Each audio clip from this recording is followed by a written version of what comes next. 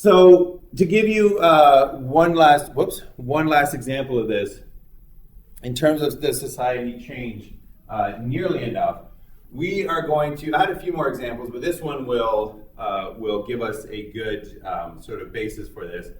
Does society actually change enough? We're going to take a look at the Milgram experiment one more time. And this time around, I want you to pay attention to two things. First off, and this is going to tie into our discussion of ethics next time, pay attention to the amount of harm that is occurring to the subjects that are doing the Milgram experiment. Take a look for signs of anxiety, for signs of stress, and in one case, literally a mention that they were deeply disturbed by it.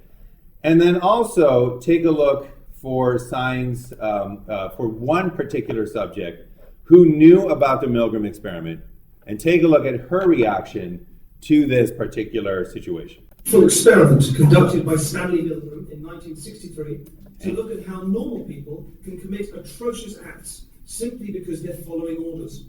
Milgram's parents were Jewish refugees in World War II, and his pioneering work speaks volumes about the nature of responsibility. It's being filmed with covert cameras. Thank you. All right, so we're going to fast forward a little bit because we're running a bit low on time. He's going to be asked a series of memory questions by the teacher. He will have to load pairs and then correctly remember them when offered multiple choices. If the answer is incorrect, you will receive an electric shock. The teacher is then taken next door and shown the generator, which ranges from 15 volts all the way up to a lethal 450 volts. The domestic electricity supply in the UK is, of course, 240 volts. Our teachers are given the list of questions and told to increase the voltage each time the learner gets a question wrong. They are then given an example of a low voltage shock. And try and estimate in volts the amount of shock you're getting. Okay. Oh, shit. Do you know how much that was? Enough. 75. It was actually 45. Oh my God. Did you get?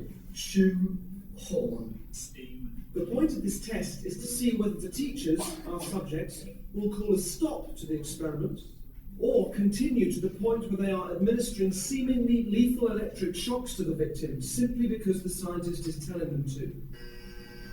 That's correct. The next one is bicycle. The options: tyre, race, helmet, shorts. That's incorrect, so there'll be 120 volts.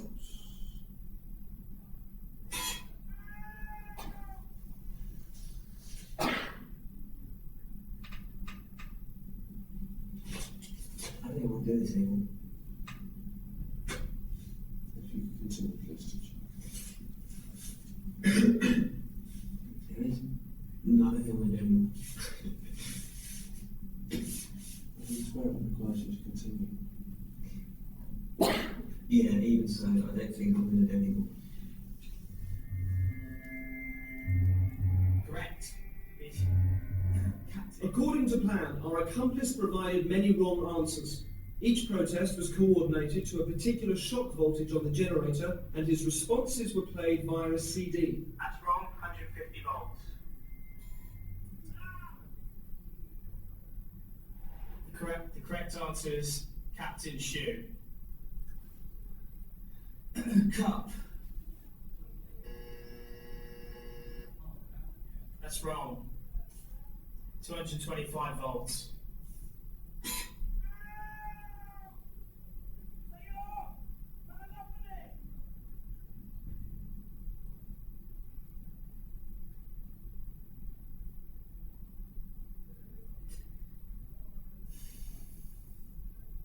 He's in a lot of pain, Continue, please.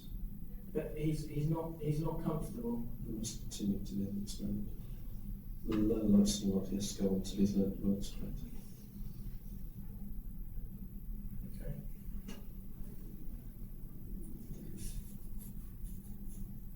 All right, so this is a nice example. You can see the deep inhales of breath, the sighs, the hand to the face, That's wrong. indications 240 that volts. he's starting to feel the stress. So you sure it's not causing any lasting damage? He sounds like he's in a lot of pain. Well, the shots might be painful, they're not harmful. What does that mean, though? They're not harmful. Sorry, I'm not getting you. When you say that they might be painful but not harmful, It causes no long-term damage. because does that mean that it doesn't leave any scars? It causes no damage. That seems very cold and calculated to me. This doesn't seem like a great. Anyway, Golden.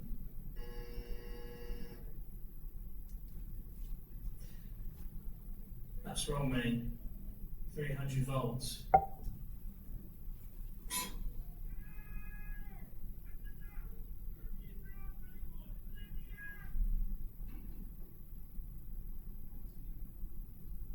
Staple.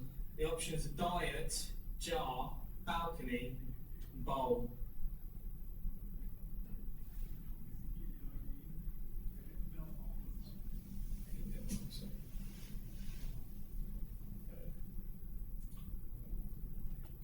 So this is a nice example here too. So just look at the relief in his body. He realizes this person is no longer answering, and he leans back and he's sitting there. He's like, "Oh, well, I'm out. I'm free. I'm done." So there's relief. And then notice what happens when he finds out that he's not done. If the learner doesn't answer in a reasonable time, say 4 to 5 seconds, then you have to treat the answer as wrong and follow that procedure. He's shocked. He's back in. Did you hear He's that? back under stress. Just any response, mate. Come on. What guess? Please continue. 345 volts. If you're still with me, I'm sorry. I can't do this, honestly. Can we stop this experiment? Because I can't do this. If we don't continue, we'll have to discontinue the experiment. Yeah, okay, fine. That's fine. I'm not going to do this. And the experimenter actually made a mistake there, because instead of saying it has to continue, he said, well, if you don't continue, we have to discontinue. So he discontinued the experiment. So he actually gave him an out, which allowed him to relieve himself of the stress and avoid any other harm. Incorrect. 405 volts.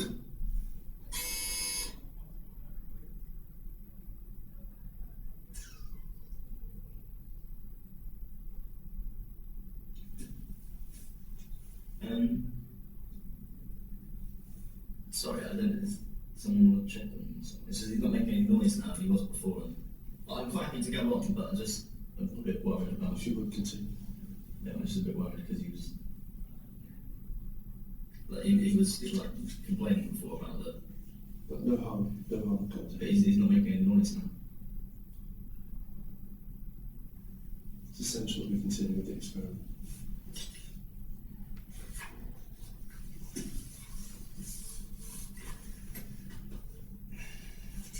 Balcony. Incorrect. 450 volts.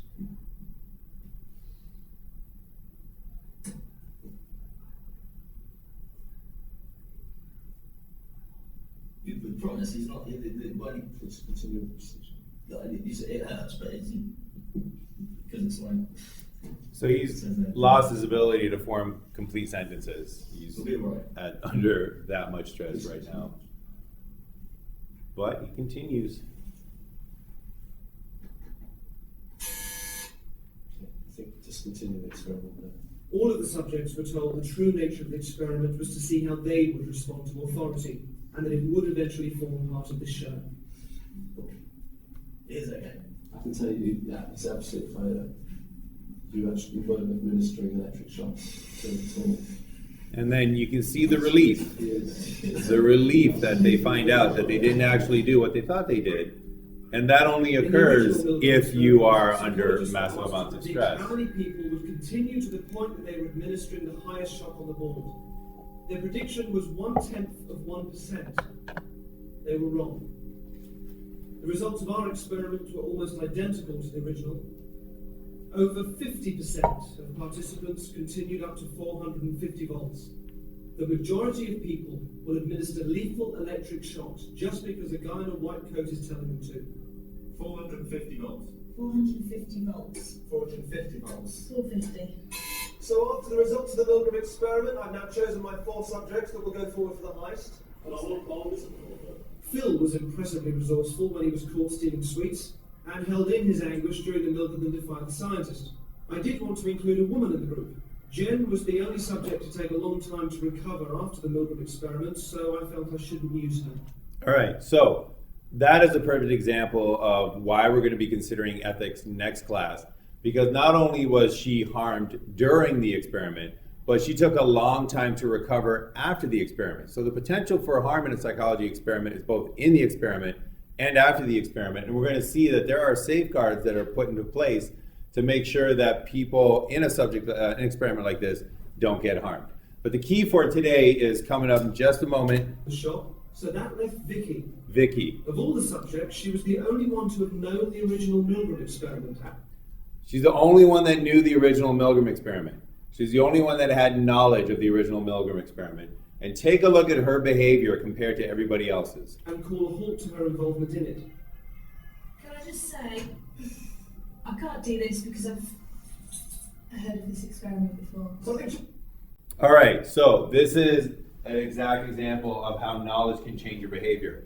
Everybody else is stressing, everybody else is anxious, everybody else is super conflicted. Vicky, on the other hand, her behavior is completely different. Why? Because she knows about the Milgram experiment. She just said, look, I know this experiment before, I'm calling a halt to my behavior. So as society changes, and as, very importantly, the ideas of psychology get put into our general cultural awareness. So I had examples, we're not going to have a time to get to it, but the bystander effect has been in shows like Law and Order, it's been in the Boondock Saints, it's been in the movie Kick-Ass, it's been in the comic book The Watchmen, it's been permeating through society.